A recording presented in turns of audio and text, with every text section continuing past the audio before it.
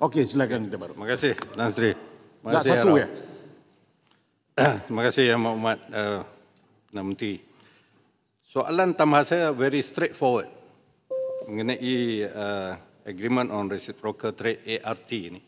Yang pertama, saya nak minta Yang Mohd Berhormat bagi penjelasan terhadap satu kenyataan yang dikeluarkan oleh DH Malaysia bertarikh 3 November semalam. Tajuknya Yang Mohd, Malaysia forced into US trade talks to protect its export, says Deputy Minister. Saya mohon baca. Kuala Lumpur, November 3rd. Malaysia had no choice but to enter negotiations with the US over the recent reciprocal trade agreement as the discussion were driven by Washington's unilateral move and the two sides were not on equal footing. Deputy Investment, Trade and Industry Minister Liu Chintong said. He's here now. Much like other export-reliant economies, including Japan, South Korea, and China, Liu said Malaysia was forced into the talks after US announced the so-called reciprocal tariff back in April. Quote, if you ask me, of course, I don't want to negotiate. None of us want to negotiate with the US, not China, not Japan, not South Korea. But when the US said, you either follow my rules or I will impose hefty tariff, every nation had to decide to negotiate with US. He said during his speech at the Malaysian Institute of Economic Research Business Conference on the 2026 National Budget, SST and International Trade Updates. Satu lagi paragraf. Liu said Malaysia had no desire to enter such talks, but had to do so to protect its export market.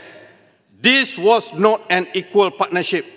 It was a US unilateral action, he said, noting that the same predicament applied to even countries in Europe and East Asia. Ini bukan Harakah Delhi. Ini DH November 3rd, yesterday only.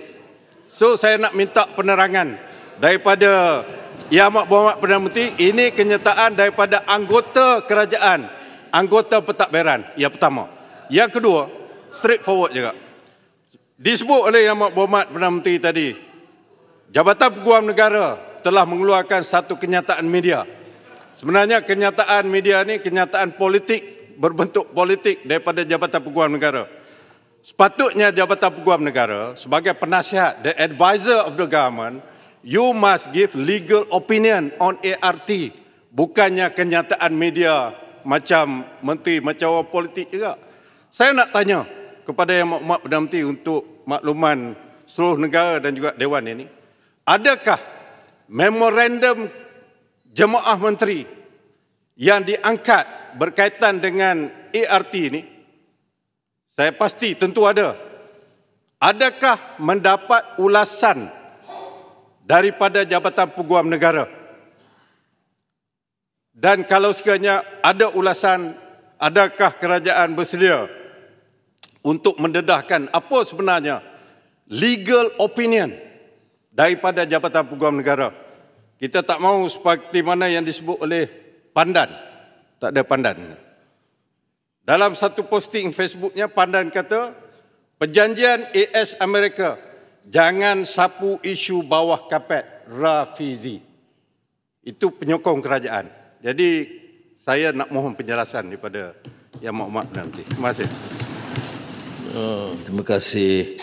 Yang pertamanya, Timbalan Menteri sebut kita terpaksa mengadakan perundingan. Dengar? Baik. Dengarlah dulu. Tak sabar langsung. Baik. Apakah keputusan Amerika itu unilateral? Betul. Amerika itu buat unilateral agreement. Saya bincang panjang dengan Presiden Lula da Silva, Brazil, yang kena 50%. Apakah dia bantah? Dia bantah. Kemudian, apakah dia minta ada perundingan dengan Amerika? Ada. Itu siapa? Brazil. Jadi, apakah dia setuju? Dia tak setuju. Apakah dia berunding? Dia berunding. Janganlah cakap berdega-dega, ini kenyataan. Brazil kena 50%, dia berunding. Di mana berunding? Di Kuala Lumpur. Ya. Dia minta bertemu setelah unilateral keputusan oleh Amerika Syarikat.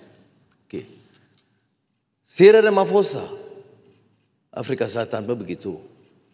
Negara China yang diimpos unilateral, yes.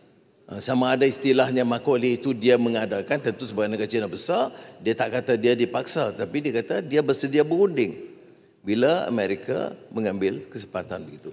Jadi maksud mungkin naratif Timbalan Menteri itu tidak halus betul-betul, tetapi semangatnya betul. Ya. Kita tak setuju. 19%. Saya beritahu dalam mesyuarat bilateral menteri-menteri ada. Tok Mat ya. Minta maaf, Menteri Luar ya. Ya, saya sebut Mr. President, I disagree. It has to be lower. From 90%, 19. Mula dia kata 25, turun 19. Saya kata saya setuju. Saya tak setuju. Ya, it has to be lower. Tapi ini unilateral dia. Ya. Baik. Itu konteks dia kena betul lah ya. Maknanya apakah kita harus, kalau tanya saya, kita harus berunding lah.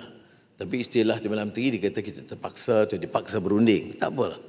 Saya akan minta dia fine tune sedikit. Ya, boleh.